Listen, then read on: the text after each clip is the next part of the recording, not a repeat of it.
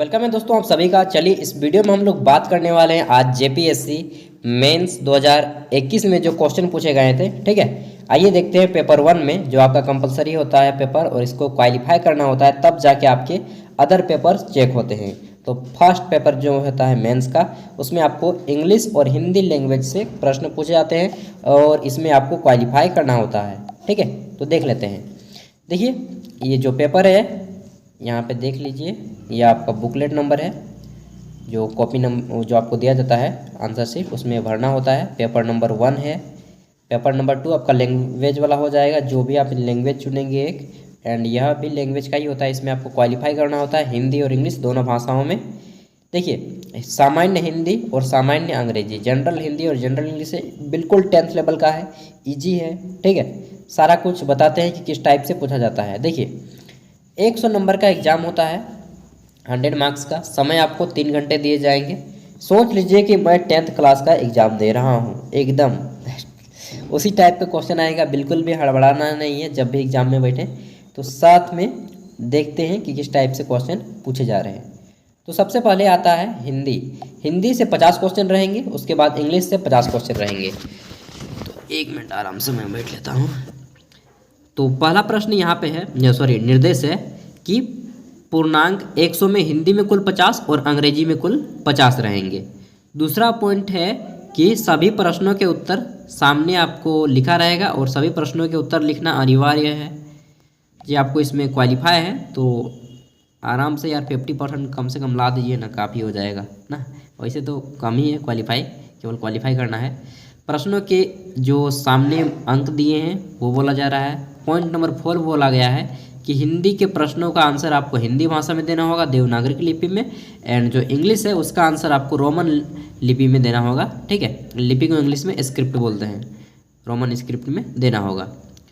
उसके बाद जिन प्रश्नों के अधिकतम शब्द सीमा बताए गए हैं कि इसको इतना वर्ड्स में लिखें, उसको पालन नहीं करना है। यहाँ पे तो बोल रहा है कि वर्ड लिमिट पालन करना है, बिल्कुल पालन नहीं करना है दोस्त।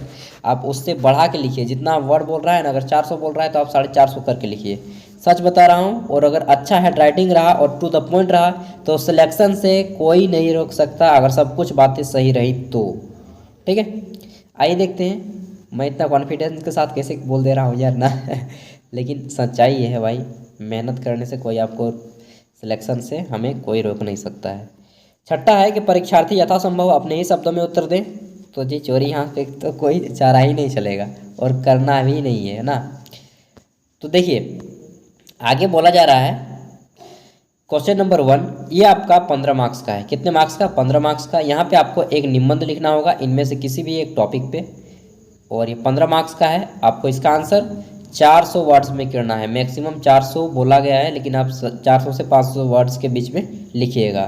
देखिए पहला है, यहाँ पे दिए गए हैं आपके 5 टॉपिक, किसी एक पर भी आप लिख सकते हैं। पहला है नई जो राष्ट्रीय शिक्षा नीति आई है, एजुकेशन पॉलिसी 2020, उसके ऊपर लिख सकते हैं। बी नंबर है युवाओं में बढ़ता नशा, जैसे कि ड्रग्स, सैनफिक्स वगैरह, भांग, चरस, गांजा, क्या क्या होता है जी मुझे नहीं मालूम, मैकडॉल वगैरह ना, बियर, जितने भी पीते हैं या सिगरेट वगैरह, उसके कौन कौन सी समस्याएं उत्पन्न हो रही हैं हमारे हेल्थ से रिलेटेड, एंड इसके समाधान क्या हैं, इसके ऊपर लिख सकते हैं। तीसरा है भारत में नारी सशक्तिकरण की प्रगति, तो ये तो हो ही रहा है, इसके ऊपर भी लिख सकते हैं। चौथा है टॉपिक यदि मैं मुख्यमंत्री होता, सबसे मेरा फेवरेट टॉपिक है यदि मैं मुख्यमंत्री होता। लेकिन अगर बात करा जाए दहेज समस्या, दहेज प्रथा एक सामाजिक अभिशाप है, ये भी अपने आप में एक बड़ा टॉपिक है।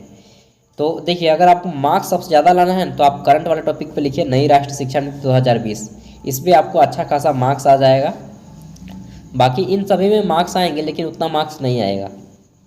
एंड सबसे कम मार्क्स आएगा आपको किस में मालूम है? यदि मैं मुख्यमंत्री होता, इसमें सबसे कम मार्क्स आएंगे, क्योंकि ये टॉपिक देखने से ही लग रहा है। करंट का जब भी टॉपिक पूछा जाए तो करंट पे टॉपिक पे बनाने का कोशिश कीजिएगा, क्योंकि उसमें ज़्यादा मार्क्स मिलते हैं। ठीक है, अब देखिए क्वेश्चन नंबर 2, यहाँ पे आपको 3 अंकों वाले, एक मिनट देख लेते हैं। हाँ, तो 5 अंकों वाले 3 प्रश्नों के आंसर करने हैं। 5 अंकों वाले 3 प्रश्नों के आंसर करने हैं, और ये आपका ग्रामर से पूछा जा रहा है, व्याकरण से। पहला है कि दीर्घ संधि क्या है, गुण संधि, और दीर्घ संधि में अंतर आपको बताना है। बी नंबर है कि स्वर और व्यंजन का अंतर स्पष्ट करते हुए बताइए कि स्पर्श व्यंजन क्या है, ठीक है। और ग नंबर है सर्वनाम से क्या तात्पर्य है, सर्वनाम के प्रकार बताइए। एकदम इजी क्वेश्चन पूछा है, देख लिए ना, एकदम 10th लेवल का है ग्रामर, और ऐसे भी आपका 10th से थोड़ा हाई है, 12th लेवल का है। अब देख लेते हैं, तो आगा हमारा आता है क्वेश्चन नंबर 3। नेक्स्ट क्वेश्चन, अगला क्वेश्चन, यहाँ पे आपको 5 अंकों वाले 2 प्रश्नों के आंसर करने हैं, 5 अंकों वाले 2 प्रश्नों के आंसर। और यहाँ पे बोला जा रहा है कि किन्हीं 5 अंकों वाले, नहीं जी, 2 अंकों वाले 5 प्रश्नों के आंसर करने हैं, 2 अंकों वाले 5 प्रश्नों के आंसर करने हैं। 5 मुहावरा का यहाँ पे आपको अर्थ बता के उसका जो है एक वाक्य भी, सेंटेंस भी बनाना है, ठीक है। कि 5 मुहावरों के अर्थ लिखकर वाक्य बनाएं। तो यहाँ पे बहुत सारे मुहावरे हैं, जैसे कि पहला है आप से बाहर होना, पहला मुहावरा है। बी नंबर है मुहावरा कि ईंट से ईंट बजाना, जिसको हम लोग बोलते हैं कि क्या बोलते हैं, ईंट से ईंट बजाना बुरी तरह, नहीं जी, चलिए मुझे भी भूल गए हैं यार, मुझे भी ग्रामर ध्यान देना पड़ेगा।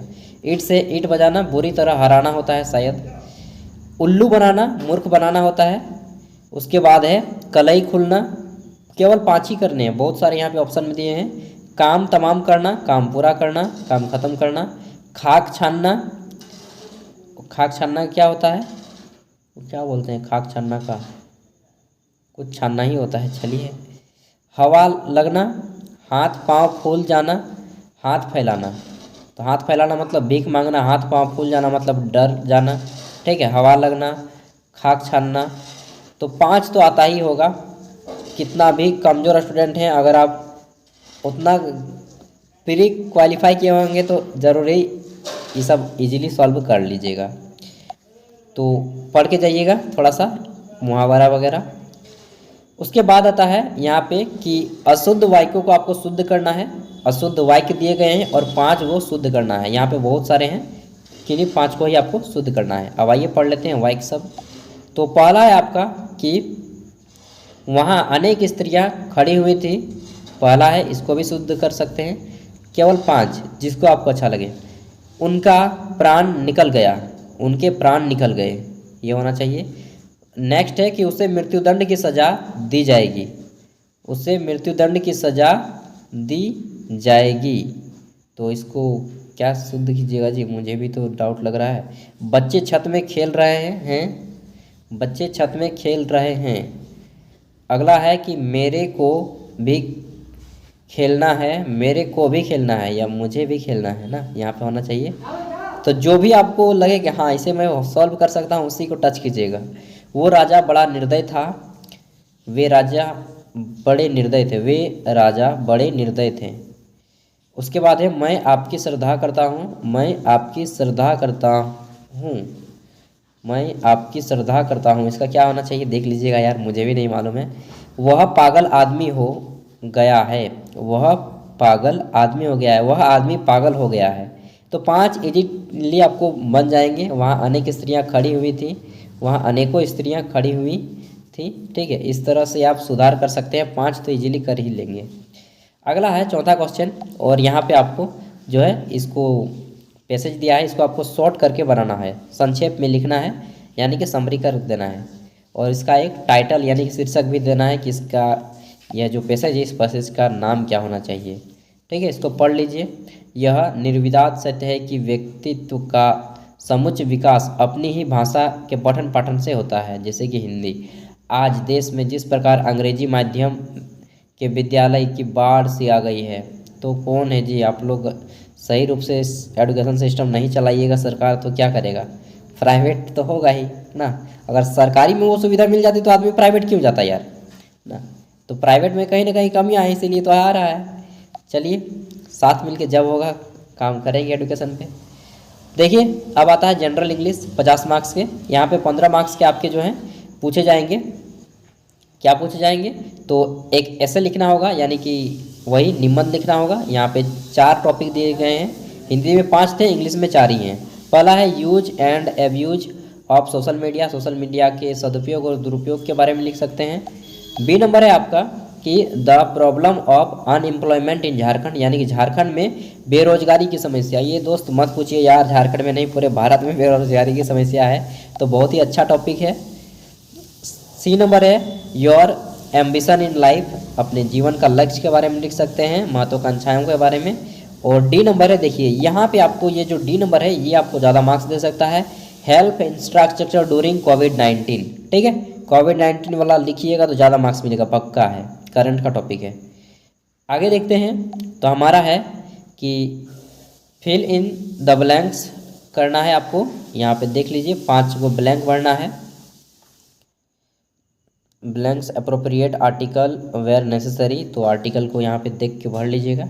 एंड इसका पीडीएफ का लिंक मैं वीडियो के डिस्क्रिप्शन में दे दूंगा। मुझे थोड़ा सा मार्केट भी जाना है यार, जल्दी जल्दी कर लेता हूँ, नहीं तो मेरी मम्मी भी अभी डांट के सुना देगी। देखिए बी नंबर है कि रीराइट, यहाँ पे सिंपली बता दे रहा हूँ इसको, यहाँ पे बहुत सारे रॉन्ग हैं सेंटेंस, इसको राइट करना है। ठीक है, तो यहाँ पे केवल 5 को ही आपको सही करना है, यहाँ पे तो कुल 7 दिए हुए हैं, तो थोड़ा ग्रामर पढ़ के जाइएगा दोस्त, क्योंकि ग्रामर से 10 नंबर आता है आपका, हिंदी में भी 5 नंबर, इंग्लिश में भी 5 नंबर। आगे है यहाँ पे कि alternative choose the appropriate alternative to make the sentence, तो यहाँ पे आपको सेंटेंस को फिल करना है। यहाँ पे पीछे में 2 ऑप्शन दिए गए हैं, देख सकते हैं। ठीक है, C dash to come to my home, और यहाँ पे रिफ्यूज है, तो यहाँ पे इसी तरह से भर सकते हैं। 2 ऑप्शन है, 2 में से जो सही लगे आपको उसको भर दीजिएगा। ठीक है, इसमें भी आपको 5 ही बनाने हैं, यहाँ पे कुल 7 दिए हुए हैं, 7 में से कुल 5 ही बनाने हैं, तो कुल मिलाकर 10 नंबर का आपका ग्रामर आ ही गया। अब आता है ये वाला, तो पैसेज आपका 20 मार्क्स का होता है, कुल मिलाकर बोल सकते हैं। इसमें पढ़ लीजिएगा, उसके बाद आपको आंसर करना है। ये पैसेज बड़ा है, लंबा चौड़ा है, तो इसका पीडीएफ का लिंक मैं दे ही रहा हूँ, वहाँ से डाउनलोड करके इजीली पढ़ लीजिए। एंड अगर आपको डाउनलोड नहीं करना है तो यहाँ से भी पढ़ सकते हैं। चलिए मैं थोड़ा सा दिखा दे रहा हूँ, इसको रोक लीजिएगा वीडियो को और पढ़ लीजिएगा, एंड इसको आंसर कर दीजिएगा। देखिए प्रत्येक आपका आंसर जो है 2 मार्क्स का रहेगा, 5 को बनाना है, 10 मार्क्स मिल जाएंगे। तो यहाँ पे क्वेश्चंस हैं एंड पैसेज है वहाँ पे। उसके बाद आता है 4 नंबर क्वेश्चन, जो कि आपको यहाँ पे क्या करना है, इसमें 8 और 2, यहाँ पे ये जो पैसेज दिया हुआ है, इस पैसेज को आपको टाइटल लिखना है। सबसे पहले आपको शीर्षक देना है, उसके बाद इसका समरी भी बता देना है, या फिर पहले समरी को पहले होगा कि पहले समरी को बाद में लिखिएगा, पहले आप टाइटल दे दीजिएगा। 2 मार्क्स का रहेगा वो, 2 मार्क्स मिलेंगे उसके कि इस पैसेज का टाइटल क्या होना चाहिए। उसके बाद इसको समरी कर दीजिए, छोटा छोटा कर दीजिए, जो इसका मेन पॉइंट्स है उसको बता दीजिए, डिफाइन कर दीजिए। और समरी आपका ऐसा होना चाहिए कि जितने भी वर्ड्स में है, मान लीजिए ये हम लोग एज्यूम करते हैं कि यह 200 वर्ड्स का होगा, ठीक है, तो हमें 100 वर्ड्स में इसको कन्वर्ट कर देना है। ठीक है, ये था आपका question paper, general English and general Hindi. बहुत ही ईजी है दोस्त, बहुत ही ईजी है, सच बता रहा हूँ, क्या बताऊँ फिसियस। चलिए बाय, ऑल द बेस्ट। इसी तरह के पेपर मैं आपके लिए लाता रहूँगा, चाहे आप जेएसएससी की तैयारी कर रहे हो, जेपीएससी की तैयारी कर रहे हो, या झारखंड से कोई भी स्कीम, कोई भी सरकारी योजना आती है, तो मैं आपको सबसे पहले इन्फॉर्मेशन देने की कोशिश करता हूँ। All the best. कुछ कमेंट कर तो कर दिया, ठीक है दोस्त, मिलिए आगे वीडियो में, बाय।